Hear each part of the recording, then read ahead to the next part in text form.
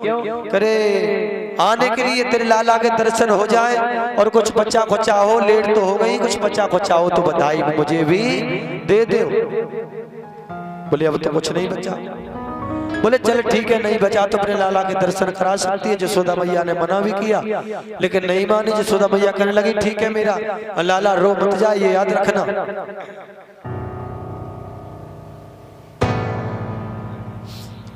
महाराज जैसे ही यशोदा मैया ने कहा कि ठीक है रो न जाए, पालने में लेटा है जा, तो इसने महाराज जाते जाते उठाया भगवान कन्हैया को और उठा करके ये दुग्ध पान कराने लगी। दुग्ध पान कब कराने लगी? भगवान कन्हैया सब जानते थे, उनसे कुछ छुपा नहीं था। तन की जाने मन की जाने, जाने चित्त की चोरी, ऐसे प्रभु से कहा छिपो जगह हाथ में जगह की डोरी।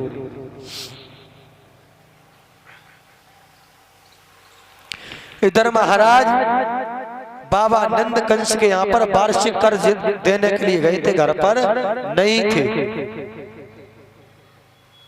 उधर बसदेव के यहाँ पर जब पहुंचे मिलने के लिए, बोले भैया आपने वार्षिक कर्ज चुका दिया? बोले हाँ वही तो देने आया हूँ, हम सोच रहे थे कि भैया से मिलने थे इस वजह से आपके पास चले आए। बोले बसदेव कि बाबा नंद आप जल्द से दाओ कि गोकुल मुझे ऐसा प्रतीत होता है कि जब आपके पुत्र ने जन्म लिया है तो कोई ना कोई, ये कंस बहुत दुष्ट है, किसी ना किसी राक्षस को बमंडल के रूप में भेजता ही रहता है। आप मेरी बात माने तो घर पे जाएं।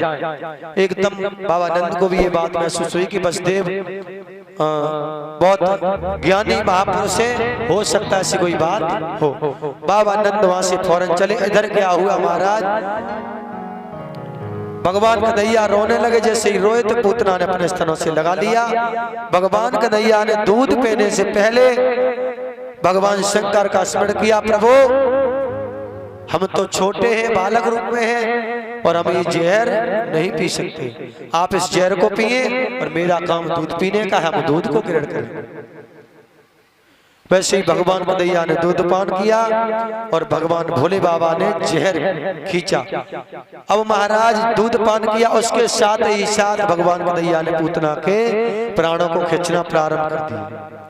जैसे ही पूतना के प्राणों को खींचना प्रारंभ किया, पूतना रोने लगी और आकाश मार्ग की ओर से उड़ने लगी। जब उड़ने लगी, उड़ते उड़ते बहुत दूर नगर के बाहर जाके गिरी, तो जहां पर गिरी है पूतना तो बहुत ऊंची पहाड़ से। इधर माँ जसोदा ढूंढ रही है कि पूतना अभी क्या नाम, अभी बहुत सुंदर एक ग्वालिनी थी, वो बेटे को ले गई, पता नहीं कहाँ ले गई। मैया ढूंढ रही है, रो रही है, गा रही है।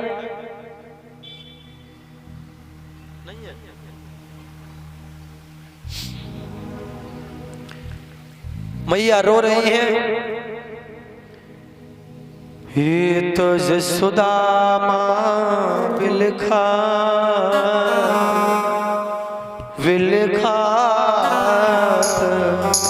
मेरा कांगा कोमर कन्हाई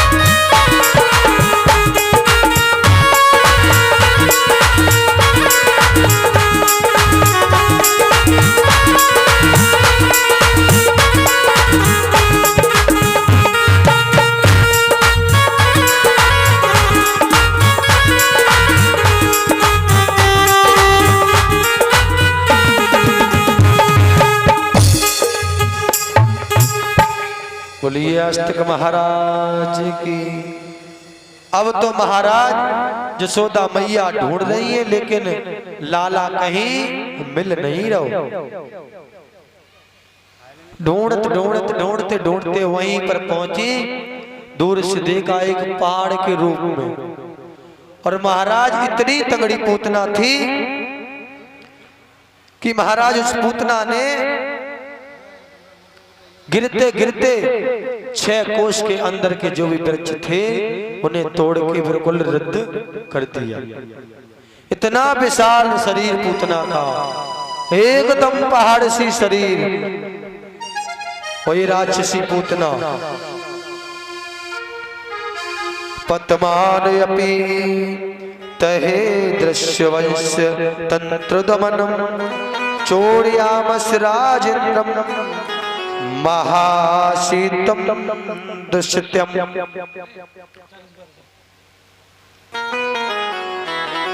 पद्मानयपि तच्छे शस्त्रबहु, 6 कोश के अंदर के वृक्ष जो भी थे उस पूतना ने, उस राक्षसी ने तोड़ के ध्वस्त कर दिया। इतना विशाल शरीर पूतना का।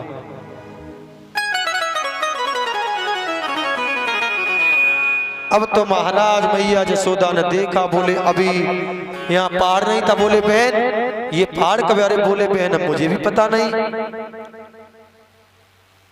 बोले इस पर कुछ ऐसा लग रहा है बहन, इस पहाड़ के ऊपर कुछ रिंग रहा है। बोले चलो देखें। पास में गई तो लंबे लंबे हाथ, लंबे लंबे पैर। जैसे ही देखे ऊपर देखा तो उनके पूतना के सीने पे भगवान कन्हैया लेटे हुए हैं, बच्चा स्थल पर। एकदम चढ़ के गई महाराज, नशेनी मंगवाई, सीढ़ी मंगवाई। बोले ऐसे नहीं चढ़ पाओगे, सीढ़ी लगाओ। बोले अरे यहाँ कैसे आ गए इतनी, पहले कभी ऐसा नहीं हुआ। तो महाराज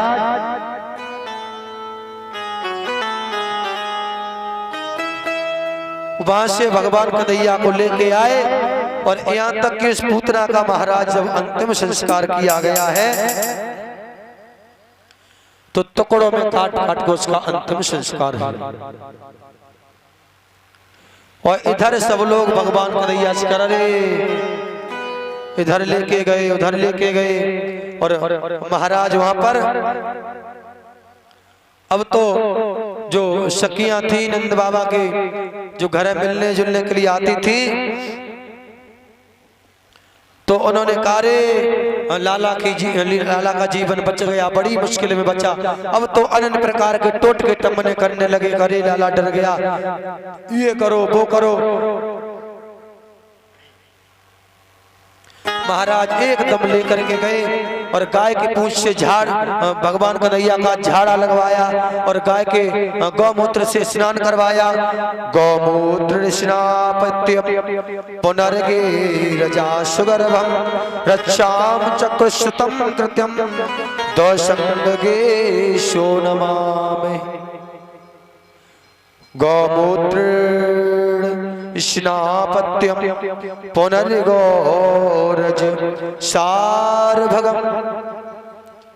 गौमूत्र से स्नान करवाया और गाय की पूंछ से भगवान कन्हैया का झाड़ा लगवाया, नजर न लग जाए। गोबर से लेपन किया,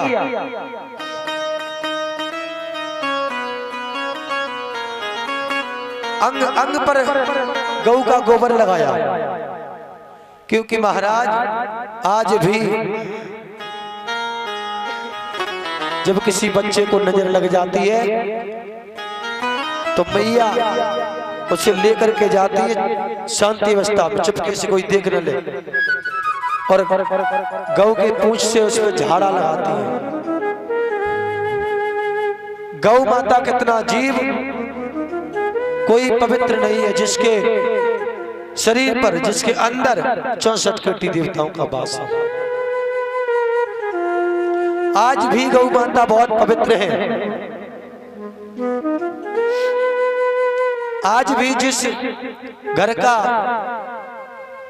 गृह प्रवेश हो तो बड़े बड़े विद्वान आते हैं गृह प्रवेश करने के लिए, जब तक उसमें गौ माता चरण नहीं रखेंगी तब तक वो घर नहीं होता है, तब तक उसमें कोई प्रवेश नहीं करता है।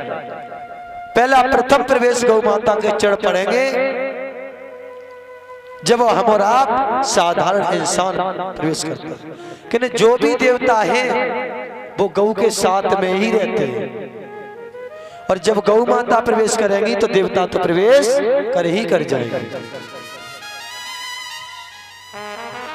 महाराज वहां से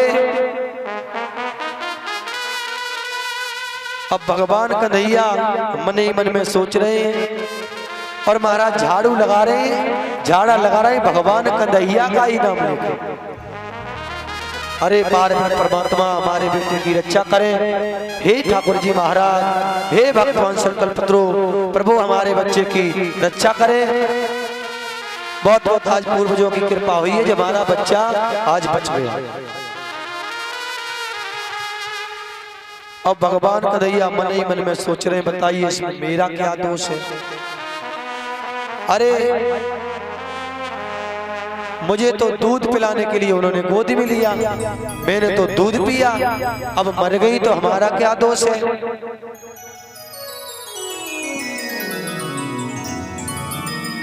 इष्टा धन्य श्रेष्ठन एवं जीव का दत्तया संतो। भगवान कन्हैया कह रहे हैं मैं तो बालक हूं, मैं तो दुधमोह शिशु हूं, भला दूध पीने का मेरा काम है। क्योंकि अगर दूध नहीं पिएंगे तो जिंदा कैसे रहेंगे। और लोग ये कहते हैं कि पूतना इस बालक ने मार दी, बताइए इसमें मेरा क्या दोष है। अब तो महाराज धीरे धीरे अकासुर बकासुर बड़े बड़े बमंडल के रूप में आए। भगवान कन्हैया ने सबका वध किया। कोई एकदम चले आ रहे तूफान बने आकाश मार्ग से, और ब्रज में बहुत धूल ही धूल, ब्रज में बहुत धूल उड़ रही है, एक दूसरे के बाएं से बाएं नहीं दिखाई दे रहे, एकदम कारे कारे बादल उमड़ रहे हैं। ब्रज मंडल पर सभी ब्रजवासी घबरा रहे हैं, क्या हुआ। जब से जसोदा के घर में से लाला ने जन्म लिया तब से कोई ना कोई अत्याचार ब्रज में होता ही रहता है। भगवान कन्हैया मन में सोच रहे मामा, हम सोच रहे थे जब तक बचो तब तक बचो, लेकिन आप बचना नहीं चाह रहे हो। जैसे ही भगवान कन्हैया मैया जसोदा दरवाजे पर लेके बैठी हुई थी, भगवान कन्हैया ने अपना वजन बढ़ाना प्रारंभ कर दिया, क्योंकि अगर वजन नहीं बढ़ाएंगे तो मैया जसोदा हमें गोद से नहीं छोड़ेगी। जब गोद से नहीं छोड़ेगी तो मैया को छोड़ के हम कहीं जा नहीं सकते। वजन बढ़ाना प्रारंभ कर दिया तो मैया ने सोचा कि बाहर धूल उड़ रही है, अंदर आंगन में लिटा दे। जैसे ही अंदर आंगन में लिटाया, मैया अंदर चली गई। उसी समय भगवान कन्हैया ने उसी वमंडल के रूप में आकाश मार्ग में उड़ गए। ऐसे जकड़ के पकड़ा, ऐसे पकड़ा, वहीं पर उसका वध कर दिया। बोलिए गोविंद भगवान की जय हो। और महाराज जो ये पूतना थी वो राजा बलि की कन्या थी। इसका नाम रतनमाला था। जब विष्णु भगवान राजा बलि के यहाँ भिक्षा मांगने के लिए गए थे तो भगवान को देखकर छोटा सा रूप था, वामन अंगुल का रूप था, तो भगवान को देखकर इसके मन में आया, रे कितना प्यारा छोटा सा बच्चा है, अगर ऐसा बालक अगर मेरे कोख से जन्म लेते इसे मैं बहुत प्यार दूंगा। जब तीनों लोग भगवान ने नाप लिए तो इसके दिमाग में एक बात और आई कि अगर इस जगह पर कहीं हम होते तो इसे हम जीवित नहीं रहने देते, जिंदा नहीं रहने देते ऐसे बालक को। उसी समय भगवान ने कह दिया तनपुत्र कि समय आने पर हम तेरे कोख से जन्म तो नहीं लेंगे, क्योंकि तू बहुत कपटी है। और हकीकत महाराज जब भगवान जन्म लेते हैं तो साधारण घर में जन्म लेते हैं, जहाँ कोई मोह कपट छल छिंद्र न भावा।